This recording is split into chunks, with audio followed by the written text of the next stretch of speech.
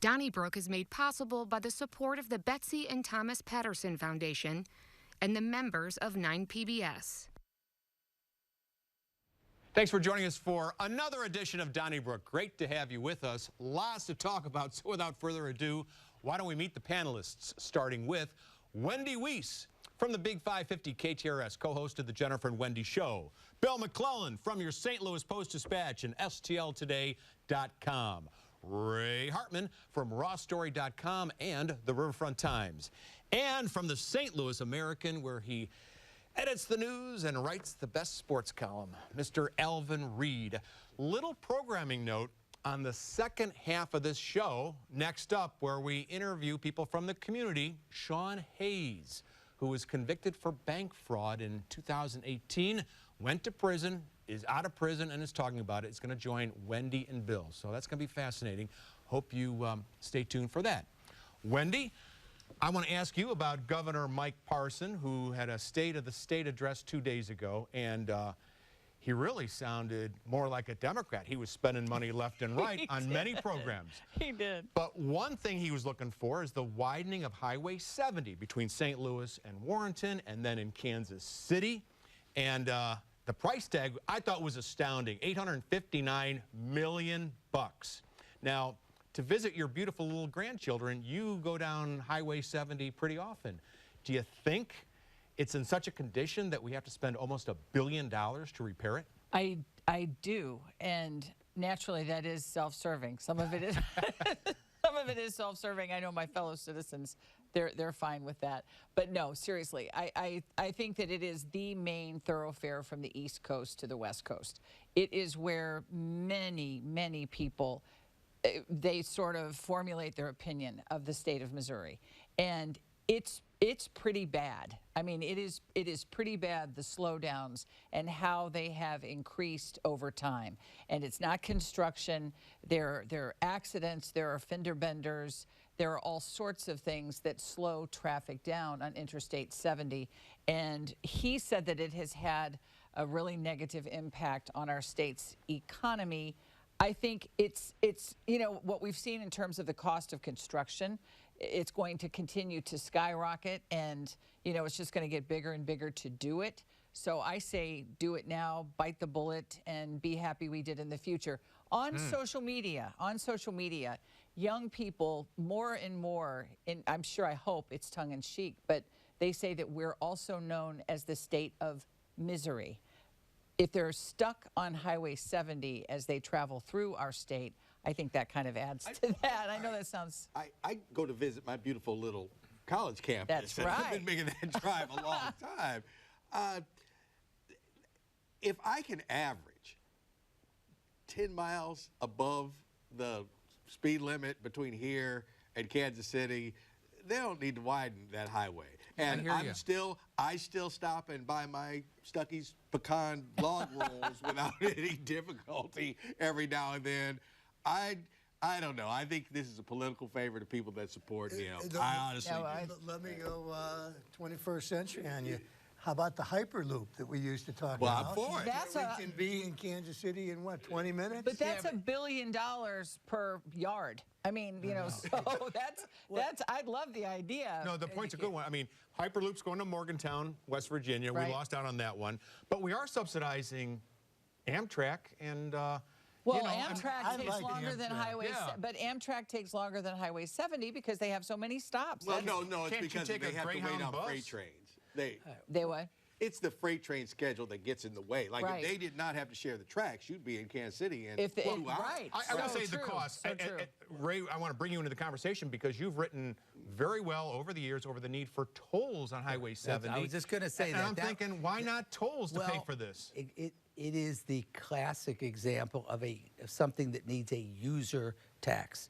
And it's ironic for the guy, and I think I don't disagree with the notion, and I can't condone this driving over the speed limit. No, that is, you we know, are strict law Neither would they. and order It's a folks. good point, though, Alvin. I also can't condone my own hypocrisy for saying that. But no, I think that it's the ultimate example where we need a user tax, and the governor's referring to the economy. The one thing, whether it's on gas taxes, on tolls, for some reason in Missouri, we think we're like that people must like us We're better, virtuous, you yeah. know, because they don't have to pay.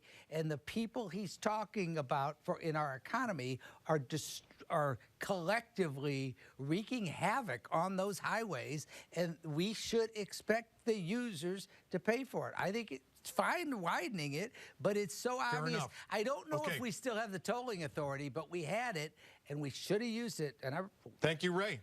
Bill McClellan, I want to ask you about a story by Mike Fitzgerald in the Riverfront Times. I don't know if we're going to have a disagreement on this one, and that's usually what we do on Donnybrook. We don't broach a topic unless we have a disagreement. But this story really jumps out of the newspaper because it takes a look at the Hazelwood schools, which can't find teachers. So they've gone to virtual learning, but everybody knows virtual learning has not worked. And they're not working that well in Hazelwood. There's all sorts of problems keeping the class in order and attendance and all that. Now Hazelwood's also thinking it's kind of a plan B. Instead of maybe having the teachers in Kansas or in Texas, as they are now for Hazelwood with the remote learning, they're thinking about having teachers coming in from Puerto Rico. So they'll bring in the teachers who are trained in Puerto Rico to teach in this North County school system. What do you think? Well, first of all, it's a great story. I mean, what a nice job that young man did. But the virtual learning doesn't work. And to just throw money at it like that, I think the idea of bringing teachers in from Puerto Rico is a much superior idea. It's what we've had to do with nurses. It's what the church has had to do with nuns. I mean, you have a lot of jobs that we can't fill. And if there are people in Puerto Rico who are willing to come here and work, I say that would be a far better solution. But it might be more difficult. I don't know if they'll be able to get enough of them. I don't know. First of all, ditto about the story, and I always like to remind people that don't give me any credit. I just write a column now. I used to own the paper and stuff, but what a good story, and it always makes me kind of proud when they do that.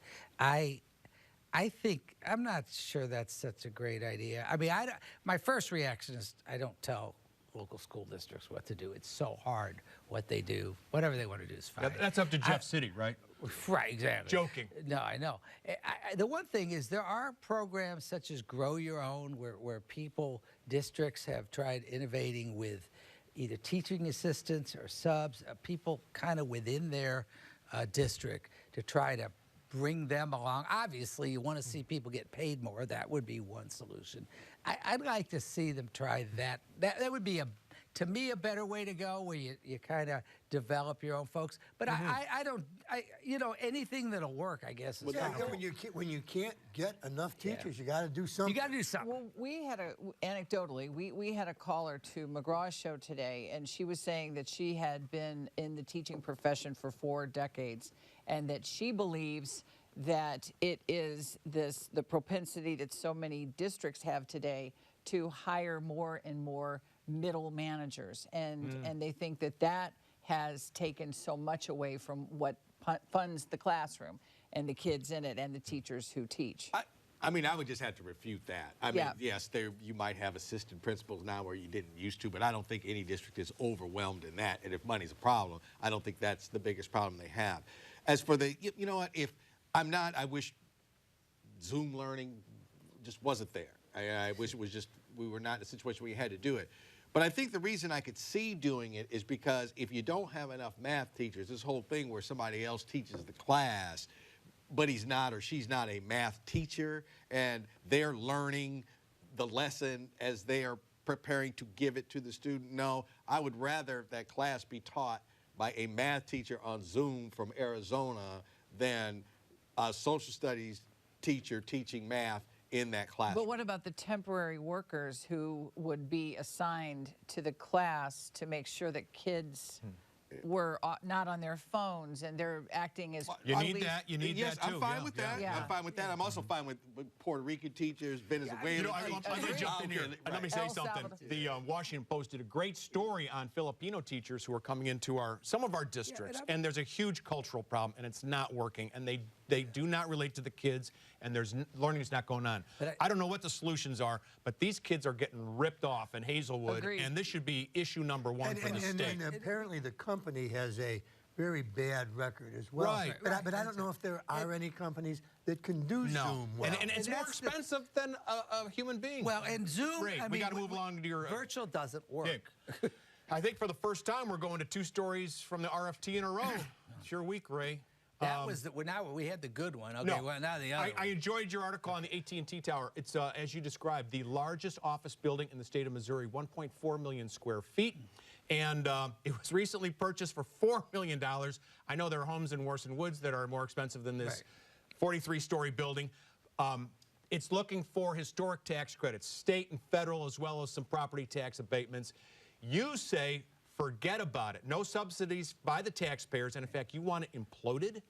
This is downtown St. Louis at what, 906 Chestnut? 909? 909, yeah. Well, first of all, it's a full city block. The main thing is for every dime of subsidy, of tax credits or whatever they come up with for this, I would argue, not very historic building, there's a historic building that's not going to get one. It's just not an infinite pie. So the headline is, we cannot be putting money into a loser. The fact of the matter is, it's a failed skyscraper for a lot of reasons, but whether you're talking about residential, hotel, offices, the things that they thought were going to work in the 80s certainly don't work today. With the St. Louis's crime problem, for example, the lack of internal parking in that building is just a huge hurdle to overcome. And I'm not disparaging the people that are trying to do it. So the answer is, I would say this. There are worse uses. You know, Greater St. Louis talks about its patient capital fund. There's Rams money. Whatever you could do, because it's not cheap, to implode that building. If you imploded that building, it would be for the purpose of putting something current, something that would work in it. It's a full city block. You could do all kinds of Who's things. going to do that? What exactly I don't know. would you put? I mean, I don't think, Yeah. I can't But imagine I mean, how to somebody save with the AT&T same. building. My point is, whatever creative, and I think these people are trying to. They've been interviewed today in a post. These folks are trying to bring great creative energy. Let them have the creative energy, but without starting with a 43-story building that is too big and unrealistic for 2023. If I were in the situation, had some money, the first thing I would examine is, could I put parking in the building like on floors 2 through 6? So that that would take. Now I think that might be impossible. Okay, the way the building, it might be impossible. But if you could do that, that would be a hurdle to making the building more viable. But I think something that at one time sold for what, $300 million, Oh, it was. and somebody comes along and buys it for $4 million. It seems to me that the party that bought this building for $4 million should be on their own, because you've already saved it. Totally agree. Now, either Totally you agree. blow it up and you'll still own the land, and you can do whatever you want to, or you fix it up. But I think you saved the money on the front end. That's why I said I wish I had enough Yeah. Well, money. they're going to walk away from it. I mean, These are some folks from New York that bought be it. another- They bought it to get it on the register of historic places, which they did. But yeah, and it's then, a 1985 and then building. to flip it. That's kind of a scam. Well, that's I mean, it's a fine. scam No, that it's it's what on the they did. It's National not a Register scam. of Historic Places since it was built in '85.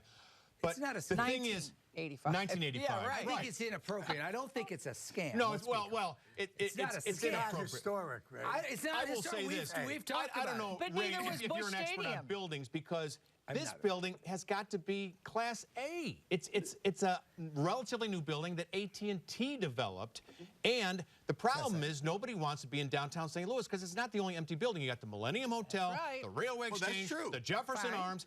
Well, the Railway someday maybe Exchange- people will come back. And Jefferson it's Arms. right They've got across $4 the million. street from the City Garden that the Gateway Yes, Foundation it's right poured there. money. So it's a great location. If it's such a great location and it's so Class A and so great, why has in the last 6 years? Because no one wants to be downtown, as you point out in the story. Okay, well, why does?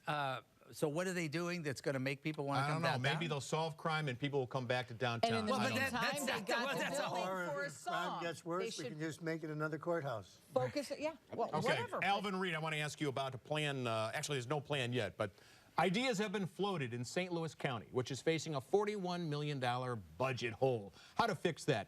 So the county executive and others have said, well, you can put a 3% tax on marijuana sales. They start next month, I think. And there's also an internet tax that out-of-staters don't pay on goods purchased over the internet in the state of Missouri. So if I sell a book, and I hope people buy my book, online in the state, if you live in the state, you pay the sales tax. If you live outside the state, you don't. This would correct that. Do you like those ideas? I honestly, I do. And I still, in my mind, I still consider like the internet a new thing because it was new to all of us while, you know, I was in my 20s. And so, but now times have changed.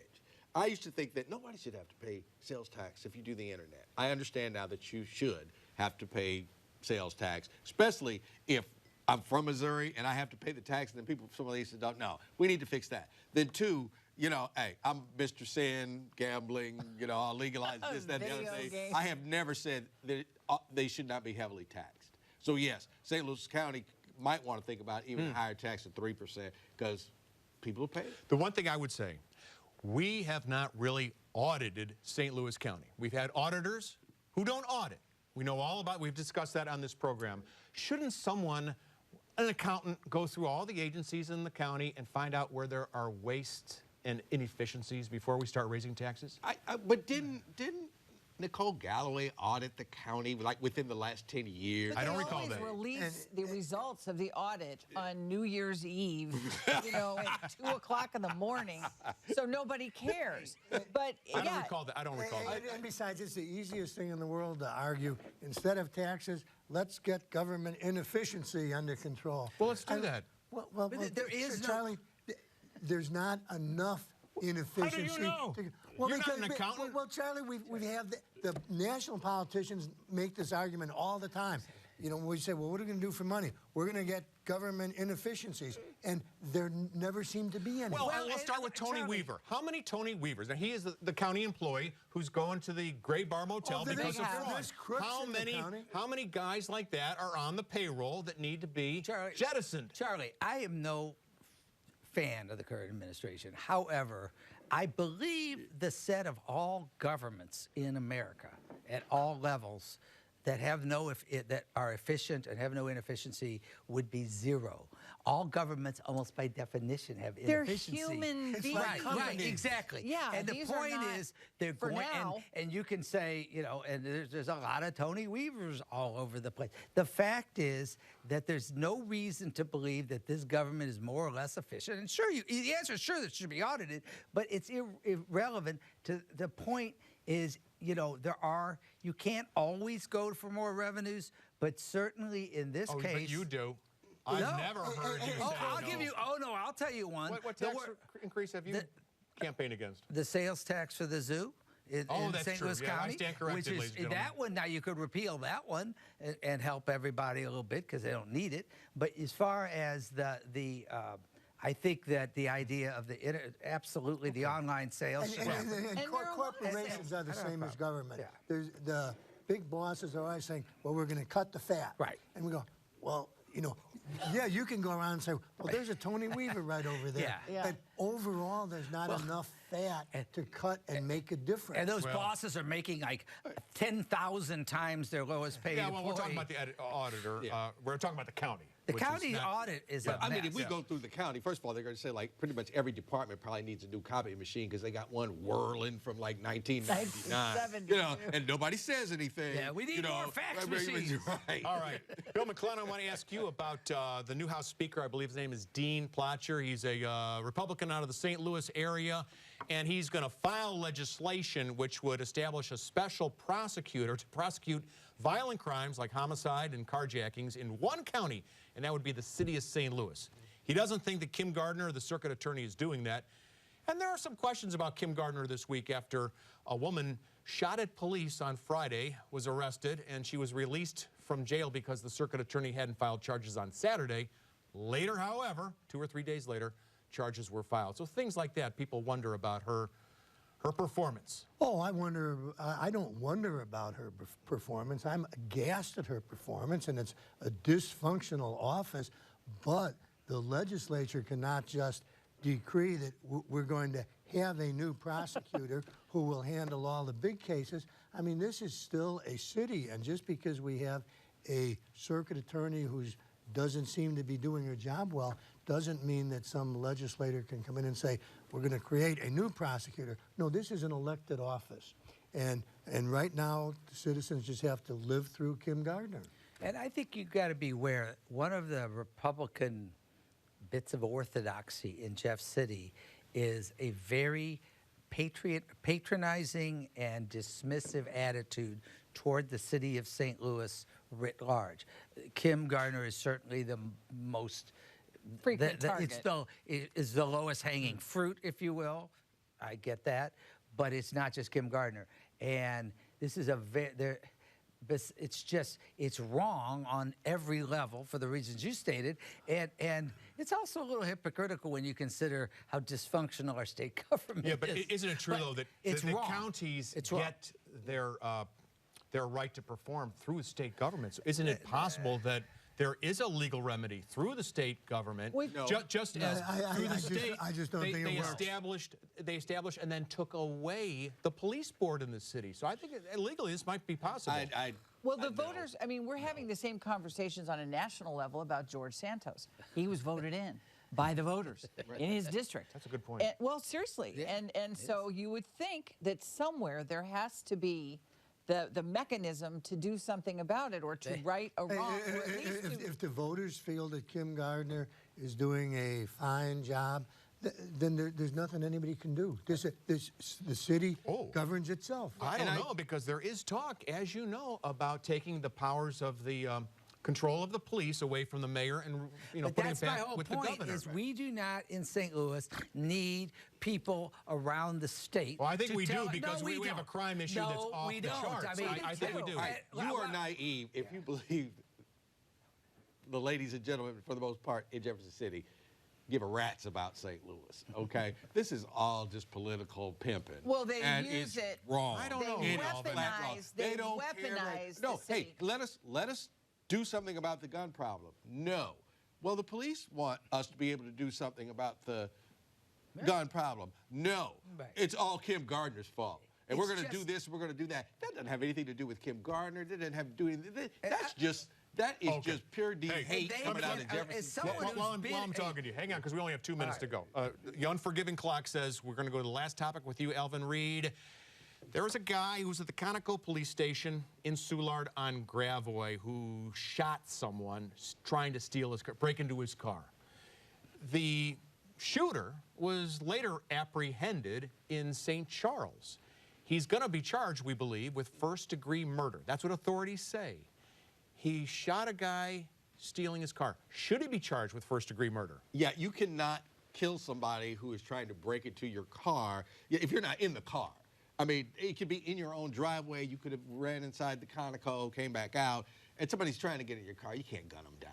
I mean, you're not stealing this horse, and this ain't Dodge City. Okay, but if my child is in that car. But no, there were no kids in the car. Right, I'm saying that would be I'm talking about an this exception. one case. Right, you're saying that would be an exception. No, if You'd I'm be the sitting, first one. If I'm sitting in my car, like at the stoplight, and one of the people who are, want money, knocks on my window real hard, and I shoot them.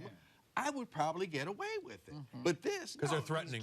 Bill, what do you think? Well, this fellow, the fellow who was shot, was running away at the time he was shot. I mean, I think that the shooter should be charged, but then I'd give him probation. But sticking with a felony assault charge so that from now on he can't carry a gun. Well, Felon in possession of a gun. I think it's more than probation. I certainly don't think it's first-degree murder. I can't imagine I agree with that. any premeditation involved here. But I think he deserves to do. I think it's a felony, and it should be prosecuted as serious. A gun-related felony. Lucky It's there got to wasn't be any prosecuted collateral as such. I think. damage. I mean, we don't know Okay. all the details, but All yeah, right. it's got to be prosecuted. That concludes our portion, but you, or at least one of you, maybe more, called the 9 line, and we thought we'd listen to that comment at this time. Hi, I'm calling in reference to a comment that Alvin made about that the $500 awarded or given to the 9,000 people didn't meet the same importance as the food fraud program. The 9,000 people times $500 is $4,500,000. That's pretty important. Thank you, Pat, in University City. We'll tell you in a moment how you can call the 9 line. First, let's go to some of the letters from the mailbag. Jackets are appropriate attire for legislators of any gender, but women, people of a certain age who are experiencing menopause, may need to shed them from time to time. That from Anna Grace Schachman of St. Louis.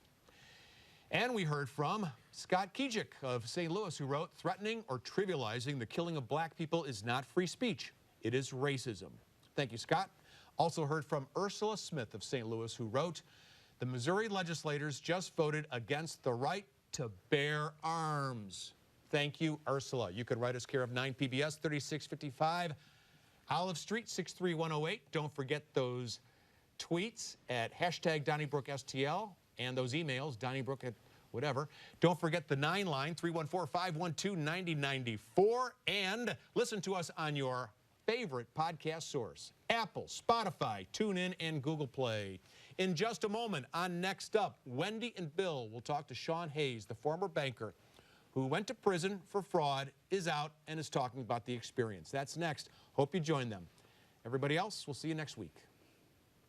Donnybrook is made possible by the support of the Betsy and Thomas Patterson Foundation and the members of 9 PBS.